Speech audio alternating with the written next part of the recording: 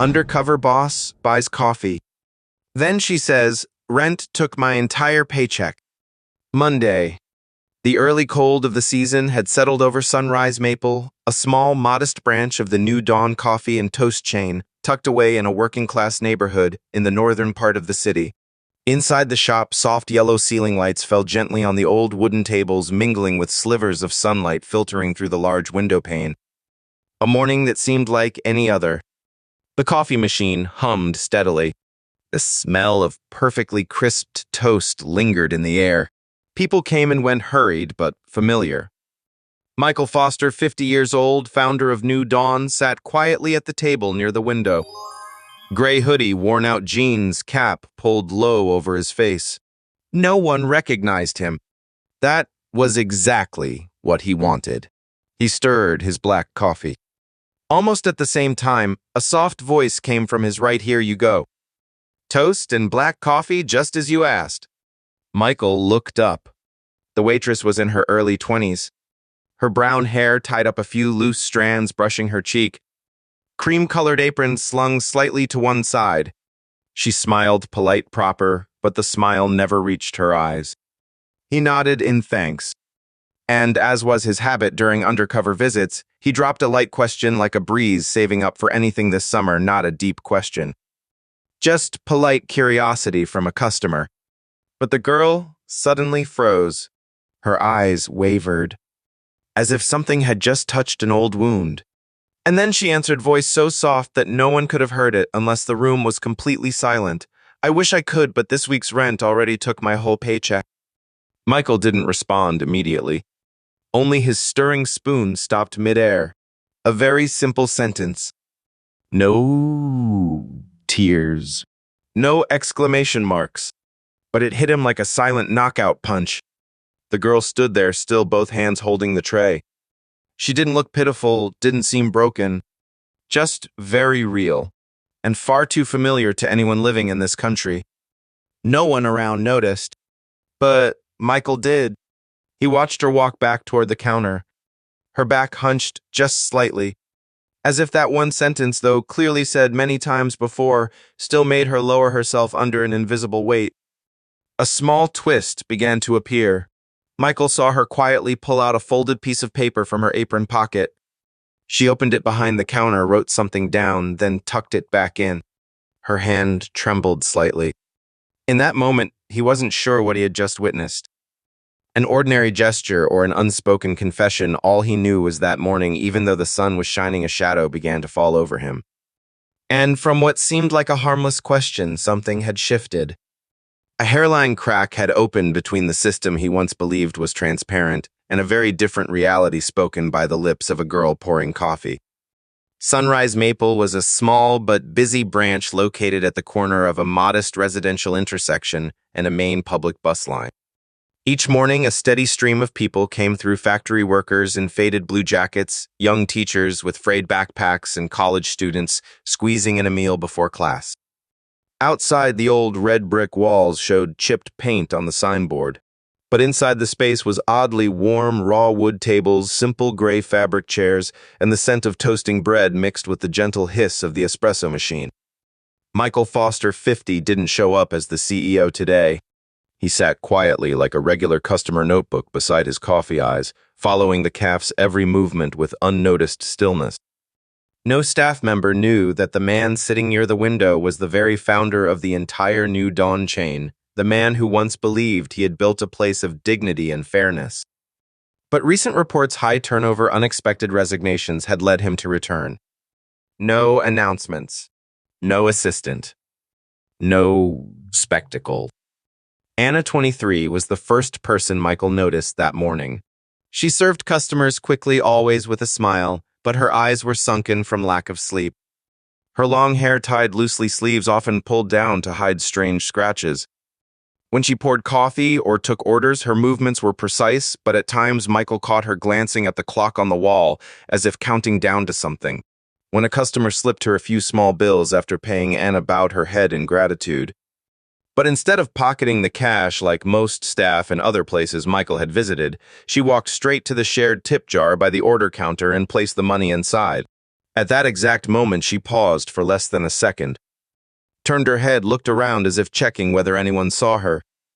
That gesture didn't belong to a regular employee. It was the kind of motion made by someone who'd been warned or watched. Trevor, the branch manager, stepped out from the back with a clipboard in hand. Tall, well-groomed figure, but his voice was always flat, expressionless. "I need someone to cover Mark's afternoon shift." "Anna, can you take it?" The girl looked up, lips pressed together. "I have class this afternoon." Trevor said nothing. He just crossed something off on the schedule sheet, then walked away. No explanation. No chance for her to say no. Michael tilted his head slightly. The shift schedule was posted behind the counter, but not fixed in place. He had already seen Trevor change it 3 times within an hour. At the bar station, Maya, a veteran who had worked here for 2 years, said little but watched everything like a habit. She looked at Anna walking away with an expression that was hard to describe, not pity, but as someone who had seen this coming. Michael noticed Maya using the same spoon to check the flavorings for the specialty coffee drinks, but every time it was Anna who took the tray out, Maya would add just a bit more sugar or cinnamon. A small gesture, but repeated like a signal. Mid-morning, as Anna bent down to pick up a fallen cleaning rag, a small item fell out of her apron pocket, a zippered pouch. Michael saw it. She quickly picked it up and tucked it back deep into her pocket, face briefly flustered. Another staff member who seemed new walked by and whispered she keeps her personal stuff here all the time. "Guess she doesn't really have anywhere else." Michael said nothing, but his gaze lingered as he walked past the sink where a toothbrush and an old phone charger were loosely hidden behind an industrial paper towel box. A lump began rising in his throat. This calf looked ordinary on the surface, but beneath the rustic wood, the warm yellow lights and the fragrant toast were very real cracks. No one in the management team had ever reported this. No payroll sheet ever reflected it. But the truth was there in that zippered pouch in the hurried glance, and in a sentence so soft it could have been missed. "Rent already took my entire paycheck this week." Michael stayed seated, looking down at the table. By now, the coffee in his hand had gone cold. But what had just awakened him wasn't caffeine. It was a very short sentence from a girl temporarily living in a place where she was seen only as a server. By 10 a.m., the morning rush had faded. On Michael's table was a second cappuccino and a half-eaten slice of toast. He looked around the small room, had only a few guests left. The staff were wiping tables, refilling cream dispensers. He gently raised his hand to order an egg sandwich, not because he was hungry, but because he needed an excuse. Anna brought the plate over, still wearing the same courteous smile she had shown since the beginning of her shift. He motioned toward the empty chair across from him. She hesitated briefly, then nodded, pulled the chair out, and sat down, hands still clasped on her lap. Michael lowered his voice, gently asked, "Do you still live with your family?" She shook her head, then smiled. But not the pleasant kind of smile. It was a tired, sad smile, the kind people wear when they've answered this question too many times. "I live alone. Used to, but now I guess it's more accurate to say I live with my rent." He tilted his head, said nothing. She continued, as if opening a valve she didn't realize had been shut for too long, over $1,200 a month for a studio the size of a broom closet. Leaky pipes heater that barely works. "I work 6 days a week, full shifts. And I still have nothing left after rent." A beat of silence. Anna looked down at her hands, starting to twist the corner of a napkin. "Last month, I tried asking for extra evening shifts, but they turned me down. Trevor said the schedule was full. I didn't dare ask again." She didn't cry. No one yelled. No one stormed out. There was no dramatic music playing in the background of the caf. But Michael sat there, hand-gripping the warm cup. The burn in his palm somehow felt better than the chill tightening inside his chest. It wasn't about the number $1,200. It was about Anna's tone, the way she spoke as if it were normal. As if a full-time caf server working honest hours had no right to dream of a warm home, and everyone had simply accepted that. He tried to keep his face calm, but inside he felt a crack forming in the world he had built. Because if what she said was true, then his system, the one that once promised fairness and sustainability, was letting someone like Anna be pushed to the margins, living like a shadow among the cheerful breakfasts she served with her own hands. Michael nodded slowly. He didn't ask anything more, just thanked her and let her return to the counter. As she walked away, he watched. Just a few short seconds. But in those steps, he saw a truth he could no longer avoid. It wasn't because she was lazy. It wasn't because she spent wastefully. She was simply trying to survive in a system never designed for her to last. And that's when the story truly began. Michael stayed for 2 more hours. He ordered another espresso, typing something into an old leather notebook. But in truth, he was observing every person, every glance, every quiet beat between the thank you for your order lines. During a short shift break, he walked up to the counter and ordered a pastry. Maya, the barista, came out to take the order. She was polite, but avoided eye contact. Michael began casually, "This place looks busy. Must be tiring work." Maya smiled. She gently placed the pastry on a plate and spoke softly, almost in a whisper. "Yes, busy is good, but we only get to split tips if we work morning or main shifts. The slower shifts, we just have to deal with it ourselves." Michael looked at her. Didn't say a word. Just let his eyes pause for a few seconds longer on the scratch near her shirt cuff.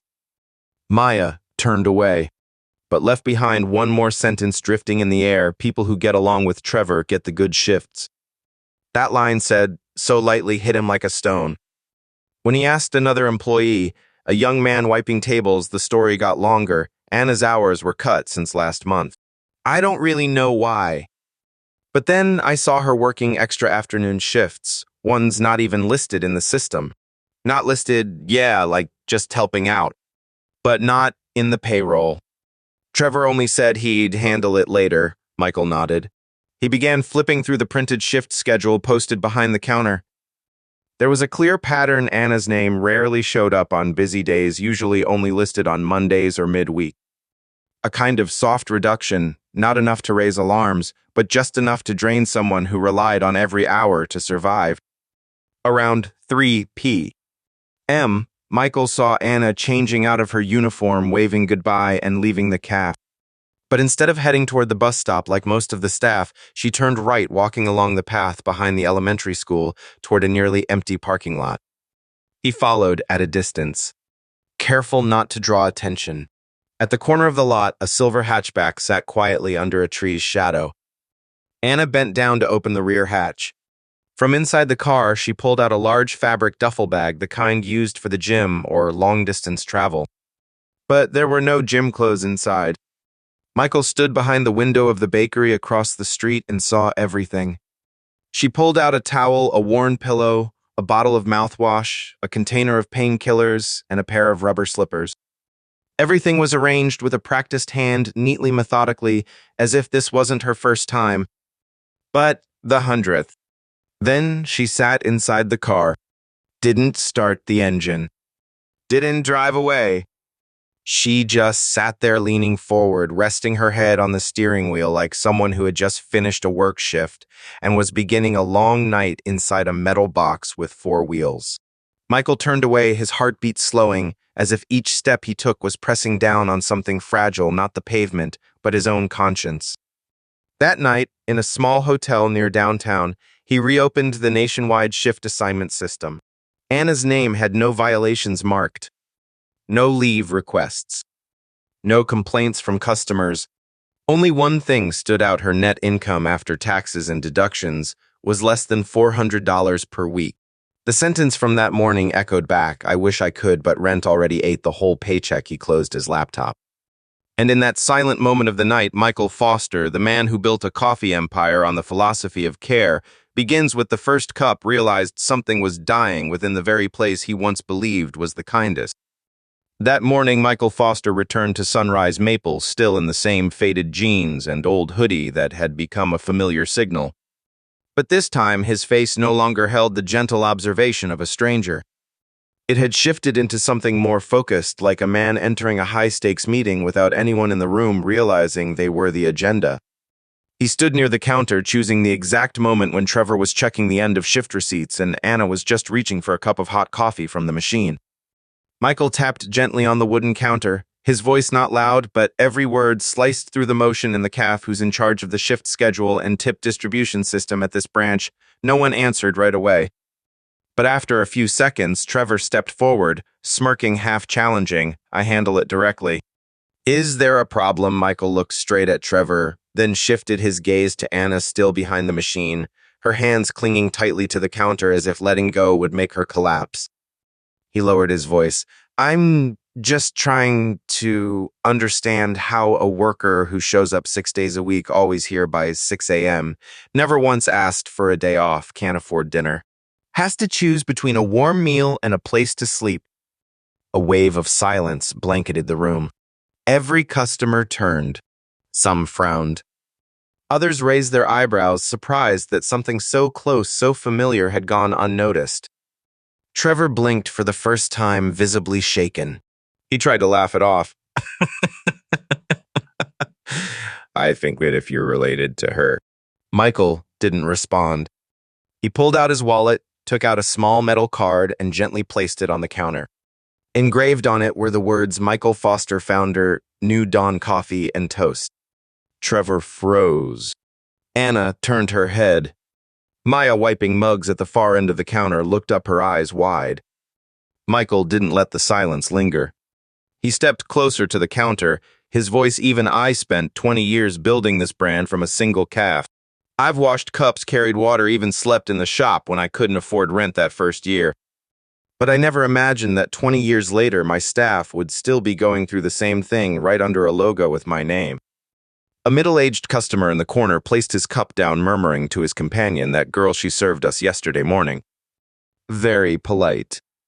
I even tipped her personally. Michael heard it. He turned to Trevor. I want to see the surveillance footage from the past week.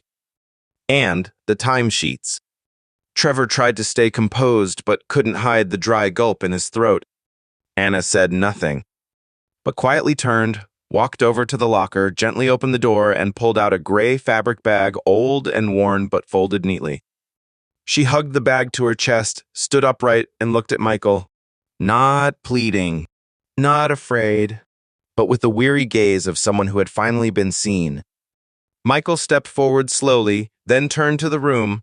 A business cannot be called successful if the people making its products are living in their cars. Silence. But this time, it wasn't the tense kind born of fear. It was awareness rising suddenly in every shifted glance.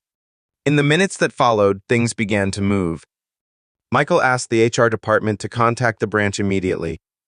An emergency meeting was scheduled for the end of the day. Anna was told to take the day off, not as punishment, but as a chance to truly rest.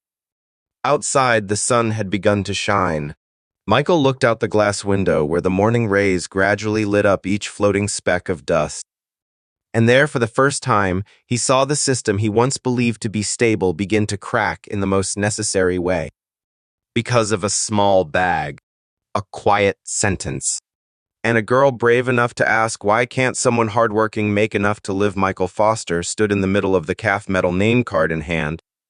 No need to hold it up. Just placed it gently on the counter, right in the beam of sunlight cutting in through the glass. Michael Foster, founder, New Dawn.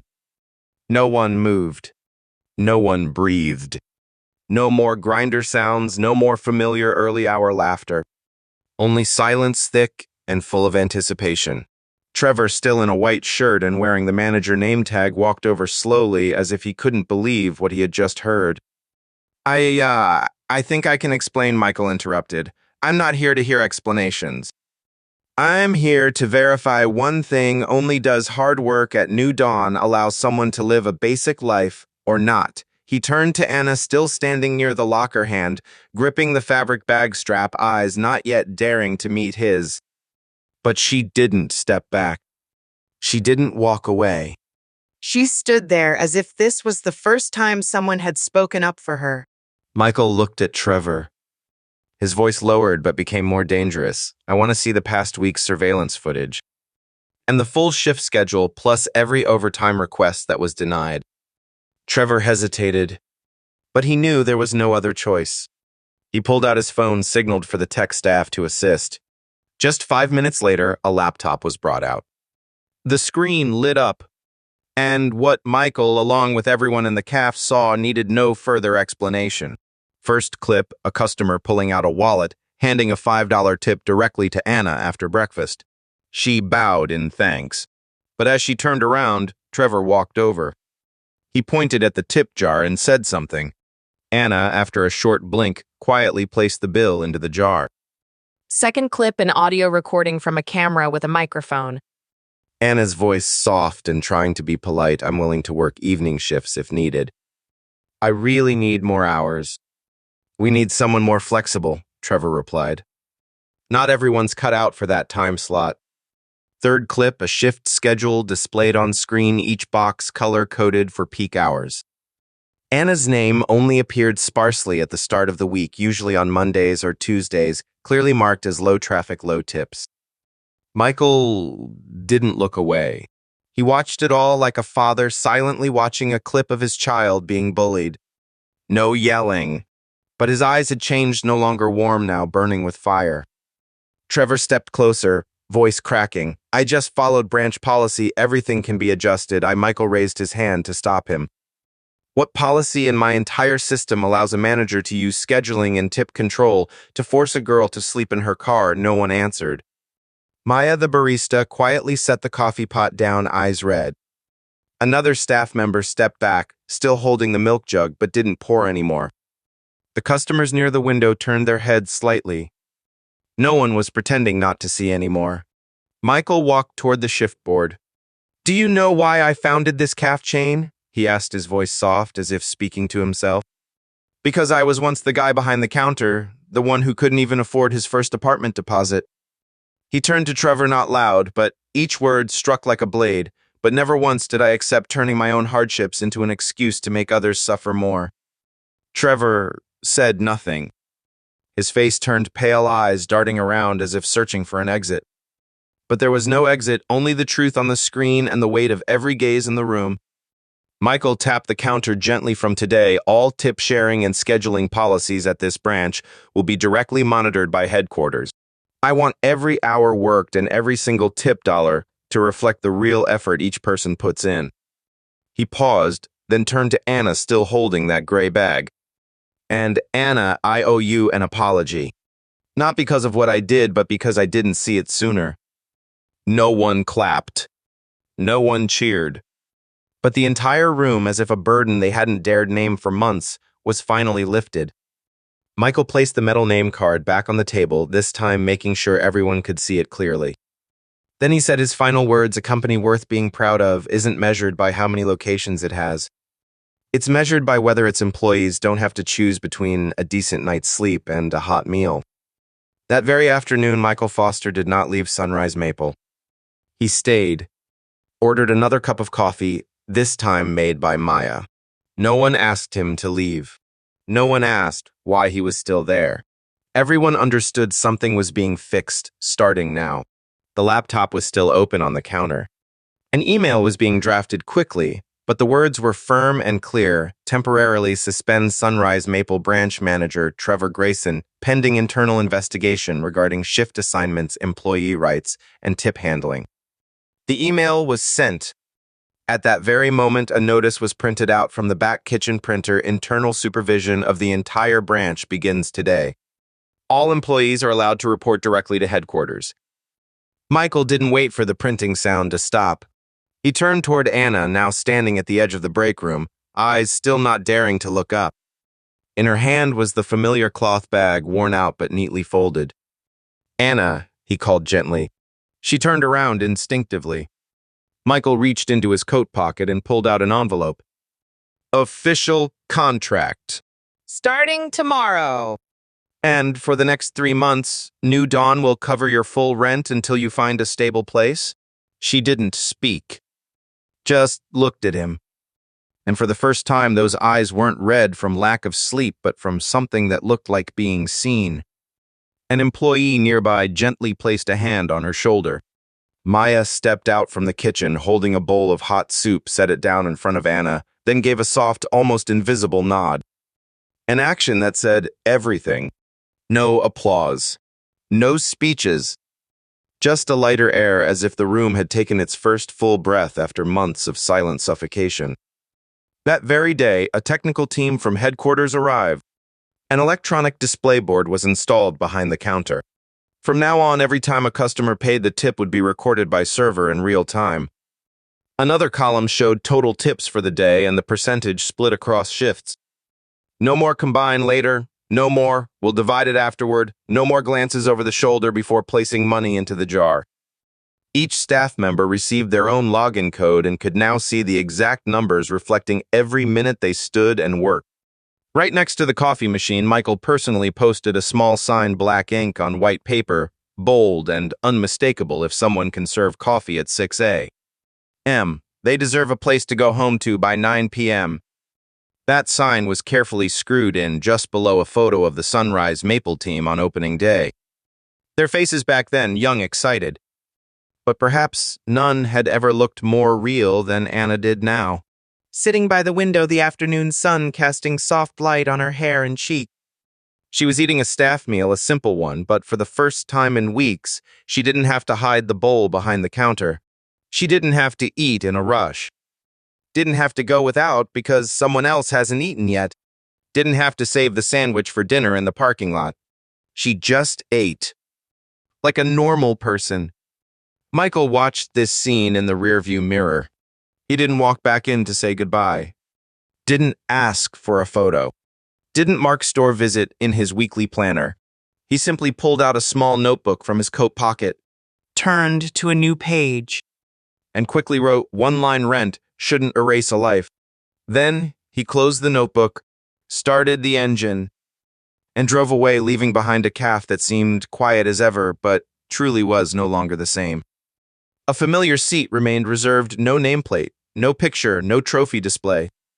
Just a small hook under the table where someone could hang their cloth bag if one day they too needed to start again. Because at new dawn from now on, no one should work 8 full hours and still sleep in their car. No one.